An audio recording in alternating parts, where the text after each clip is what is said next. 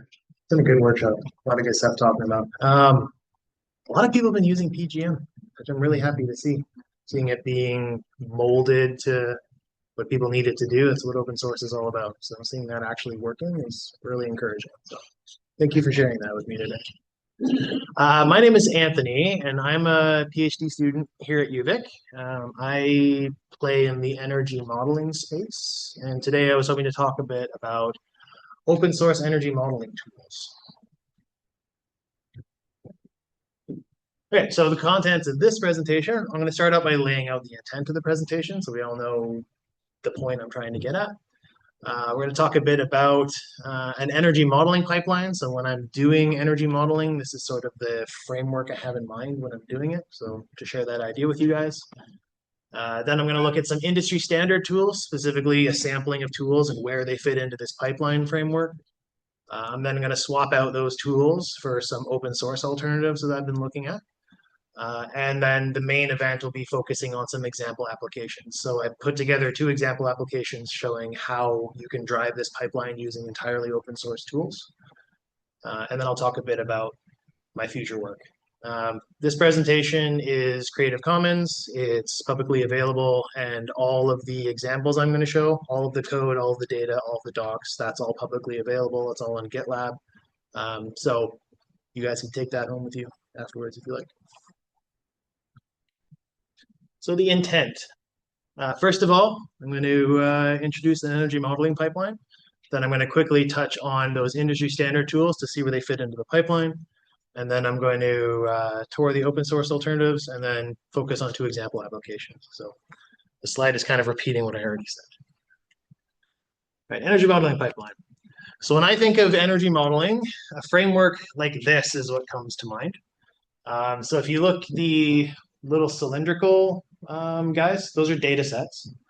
And then the square parts are modules or pieces of software that do a specific job. So if I want to model, say, the integration of renewables and storage into a community, the pipeline doesn't start down here. It starts up at the data and the supply and demand side. So I have to understand what the demand that I'm trying to meet is, and what all the different components of that demand are. And then I have to understand the supply side as well. So things like solar and wind assets, how are they going to behave given the environmental data that I've pulled? So that's the pipeline I have in mind. And then where do these industry standard tools fit in? So when I'm looking at the pipeline, there's a number of tools that come to mind. So if I'm looking at the demand side and I'm looking at the buildings demand module, one option that comes to mind is RedScreen. I think Energy Plus has also been mentioned. I think Martha mentioned it in her presentation. There's a lot of options. RedScreen is the one that came to mind. If we're trying to model vehicles demand, there is a package in MATLAB called Autonomy that's been around for a while that handles the load profiles of electric vehicles. On the supply side, if you're doing modeling in solar and you're using industry standard tools, it's a pretty good bet that you're using Helioscope, if you've heard of it. It's a fairly well-established tool for solar. And then for wind, there's WASP, for example. And then on the integration side, we've heard Homer be mentioned a couple of times today already. That's standard for microgrid modeling. If you're moving up to more wider area networks, then you might start to see something more like Siemens PSS pop up for that type of modeling. And these tools they're well entrenched. The RedScreen is the world's leading software, and Autonomy is used by a ton of people. And Siemens is saying that 70% of world electricity consumption flows through infrastructure planned or analyzed by PSS. So they're quite impactful tools that are used by a lot of people in industry. The main catch, though, can be the cost, which has been mentioned a couple of times today already. So if you're a very large company, maybe it's not a big deal. But if you are a smaller player, these licensing fees can add up really fast. We've already mentioned that Homer can be rather expensive. I tried to find pricing for Siemens PSS, but their very lovely, beautiful website gave me the impression of if you have to ask, you can't afford it. So it's quite expensive. Yeah, so that's industry standard tools. I had some other thoughts on those.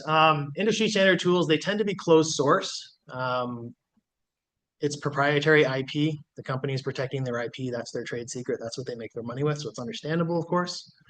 But there's a couple of drawbacks to that. On the engineering side, engineers, we need to understand the tools that we're using. And if the tools are closed source, then you're relying on the documentation, and the documentation isn't always great, nor does it always keep up to date with the software itself. Just because the docs say it's doing one thing, the actual software may be doing something else because they haven't updated the documentation yet.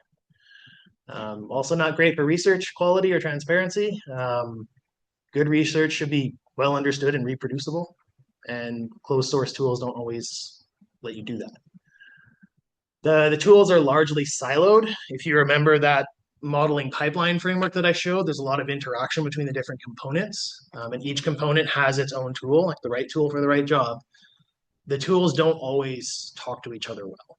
That's usually up to the person using the tools to translate the outputs from tool A to put them into tool B to achieve that flow of the pipeline. There's some exceptions to that. Like for example, Helioscope, you can take output files from Helioscope and then Homer will accept them as inputs. So somebody has implemented that interoperability at some point. But for the most part, the tools are siloed, and them being able to work with each other is not really a design consideration. Also, n different tools means learning n different interfaces, which can increase the learning curve. So then what about open source tools? What can we do about this? Well, here are some examples that I found when I was looking for alternatives to the industry standard tools that I showed before.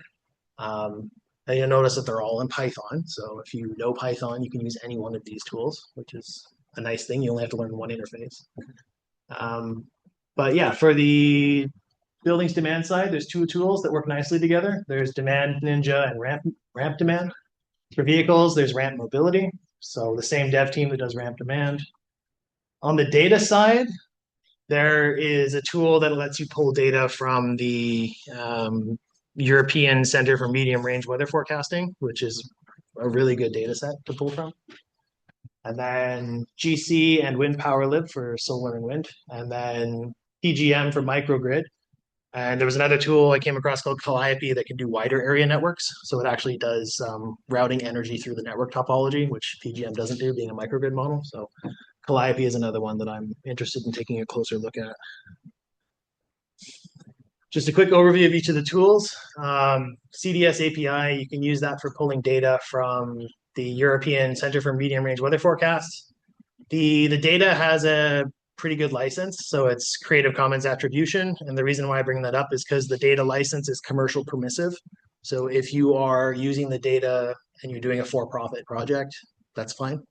So that's one thing you need to keep in mind, is the licensing. And yeah, there's the QR code for it there. I'm not going to dwell on these. I'm not going to dwell on these too much because I want to get to the examples. Demand Ninja, that handles the modeling of heating and cooling loads, but it doesn't handle appliances, whereas Ramp Demand does handle appliances, but not heating and cooling loads. So putting those two tools together is how I was able to do the building energy modeling. Ramp Mobility handles electric vehicle charging loads. I didn't play with this for this presentation, so I don't know too much about it, but the same team that made Ramp Demand made this tool. The Global Solar Energy Estimator, so that's what GC stands for. This is built on top of an older Python library that does solar PV modeling in quite a lot of detail. And this tool works well, so I'm definitely going to be working with this more moving forward. Wind Power Lib, that is a project that was spun off of Feed-In Library. Feed-In Library was a tool for modeling the feed-in of different renewables into the grid overall. And then this package was made with a focus on the details of wind energy. PGM, which I wrote, it does integration modeling and supply-side modeling, but not network routing. So this is a microgrid model. And then Calliope is a network integration model, which, yeah, is interesting. So I need to take a closer look at this one. Haven't had a chance yet. Some other thoughts on open source. Open source software is open, so it can be understood. If there's something in the documentation that isn't clear, you can always look at the source code to understand exactly how the model is working. It's also flexible. We've seen a couple of examples of that today already. It can be made to do whatever you need it to do. And that openness and flexibility facilitates easier interoperability. It's also better for collaboration between different researchers. We can all work together using the same language and the same tool. Where it does tend to suffer is on this industry standard piece. So the industry standard tools are well established. There's a lot of user confidence in these tools. So one question that I'm working through is how can open source software be made to deliver the same user confidence as the industry standards? Because that's really important for its uptake and also for its quality and reliability. Okay, so some example applications. So I worked through some example problems of actually using these open source tools to drive the modeling pipeline. And I'll show you the kinds of results I was getting. So again, everything that I'm showing here has been shared publicly. So if you want to pick up these scripts and play with them yourself or fix whatever I got wrong, they're all there. And I can share the link in plain text format later if you'd like it. For these examples, I'm going to focus on this scope. So I'm going to start with pulling data from the ERA5 database. And then I'm going to do building energy demand. And then I'm going to do solar and wind production. And then finally, all that will feed into the integration modeling that I'm doing with PGM. So for this example, just think of a community of 40 residential homes. So we're just building a little residential neighborhood is all we're doing. Modeling the appliance loads, I'm getting something that looks like this for a year. And those are the different appliances that are in play here. So in hindsight, I would go back and model this day to day rather than the whole year in one shot. But modeling it in a single year, this is the result I got. So for all 40 homes, it's upwards of about 85 kilowatts is the appliance load. And the two examples that I'm thinking of, so we're building these 40 homes in two different places. The first example, we're going to build them around Bella Bella. The appliance load is electric, and then the heating and cooling loads are going to be satisfied by air source heat pumps. And then we're going to do a similar exercise in Cape Perry. The appliance load, again, is electric. The cooling load in the summer is air source heat pumps, and the heating load in the winter is supplied by a district heating system. So that'll be a combination of diesel waste heat, hydrogen, and just diesel boiler. So for Bella Bella, I went and pulled some data from the ERA5 database, and this is an example of some of the data features I got. So the plot on the left, that's the air temperature for this location over the course of a year. So other than the cold snap in January, it's between about 0 and 20 degrees Celsius throughout the year. The middle plot is a time series of the solar resource. So that's global horizontal irradiance. And then the plot on the right is the wind speed at 10 meters elevation. So the modeled heating and cooling demand, this is from the Demand Ninja tool, and this is per home. So in the top left, there is the same temperature time series as I showed on the previous slide. So that's just the air temperature outside the house. And then you can see the cooling and heating set points that I used. So I'm saying that heating kicks in at 18 degrees. Sorry, heating cuts out at 18 degrees and cooling cuts in at 22 degrees. So for this location, it's 3,400 heating degree days per year. The bottom left plot shows what's called the building adjusted interior temperature. Essentially, that's what the thermostat feels if there's no active heating or cooling. So that's the signal that actually drives whether you have heating or cooling load. And then the plots on the right, the top one is the heating load, the bottom one is the cooling load for a year. So the modeled total demand for this example, the top left, you can see the complete electrical demand time series. Bottom left is its duration curve, and then on the right is just the total energy demanded over the course of the year by category.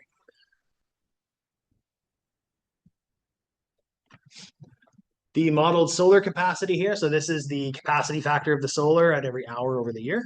And then the plot on the right is showing its duration curve. And then the same for wind power. So the plot on the left is the wind turbines capacity factor, and then on the right is its duration curve. So now to the integration piece. So if we run this, if we power this community using only diesel generators, so we have a diesel generating plant that looks like this, you can see the capacities of each asset around the circumference. That's showing where the energy is coming from to satisfy the entire annual demand. And the fuel consumption for this is 273,000 liters per year. So then what happens if we integrate wind and solar and battery storage? So I decided to integrate 325 kilowatts each of solar and wind. So that's about 1.5 times the maximum load or the peak annual load. And then there's a lithium ion battery. Power capacity is set to the max load, and the energy capacity is 2 hours of peak load autonomy. So if we build a system like this, it's showing that that we're getting about 41% diesel displacement. So we're using about 41% less fuel in this case. For example, 2 for Cape Perry. So again, here are the resource data sets, or the climate and weather data sets. On the left is the air temperature, so it gets cold. The middle plot I thought was interesting because of the latitude we're at. You can see it's quite dark in the winter, and then we have this midnight sun effect in the summer. I just thought it was kind of cool to see that and coming out in the data. And then on the right is the wind speed at 10 meters elevation. Here's our heating and cooling demand. Bella Bella was about 3,400 heat degree days. This location is more like 10,000, so it's quite a bit more of a heating load. And in the summer, interestingly, there's a lot more cooling load too, because the sun being up all the time, solar gains in your buildings, there's a cooling load associated with that. And these are the model results I'm getting for that. So the modeled total demand here, on the left, that's just electricity. On the right, it's everything. So we can see the appliance and cooling demand. For this example, that's being taken to be electric. The heating demand is not. That'll be satisfied by the district heating system, but it is the heating load is the lion's share of the total annual demand. The modeled solar capacity. So again, it's dark in the winter. We don't get much then. But at other points in the year, this is what the solar panels are doing. And the wind production is shown here. So what kind of district heating system did I want to model? This is what I had in mind. So we have our 40 homes. The red and the blue lines are hot supply and cold return lines, respectively, of some fluid. And then there's 3 heat exchangers in play here. The primary heat exchanger on the bottom, this is recycling waste heat from the diesel generating station. Then there's a second stage that is a hydrogen-fueled boiler. So the idea here is that excess production from our solar and our wind, if we can't store it in the battery, then it's sent to the electrolyzer and it's used to make hydrogen. And then lastly, we draw diesel from the same tank that the generators draw from to run a diesel boiler. So if we need to supplement our heating supply, we can do it that way. So when I model that, on the left side is just electrical, on the right side is just heating. So on the left side, again, we have just diesel generators. So this is our base case. And to satisfy the electrical, it's about 128,000 liters per year. And then on the heating side, the waste heat from the diesel generators can do about 1/3 of the annual demand. And then the rest is topped up with diesel heating. So that results in consuming another 116,000 liters per year. So then what happens if we integrate renewables into here? So we're building out solar and wind, and these are quite oversized relative to the electrical load. So they're driven more by the heating load. I set them to 1.5 times the peak heating load.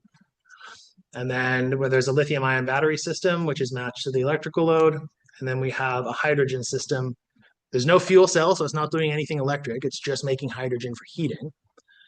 So on the electrical side, we've displaced about 51% of the diesel, which is good. The double-edged sword there, which I think Martha mentioned in her presentation too, is that there's also now less waste heat to work with. So we have to make up the difference with other heating sources. The hydrogen in this case can do, looks like almost half of the annual heating demand, with the rest being made up by diesel. So the result on the fuel side looks like about a 44% reduction in fuel consumption. And that's the time series of heating for this one because I thought it was interesting to look at. So on the left is the base case where we have only diesels. And then on the right side is where we have this system that includes the electrolyzer. So at what points of the year is hydrogen available? Most of it is in the late summer, early fall, because you have all summer to bank it up with the excess solar and wind production is what I'm finding. So seems to make sense. Okay, so future work.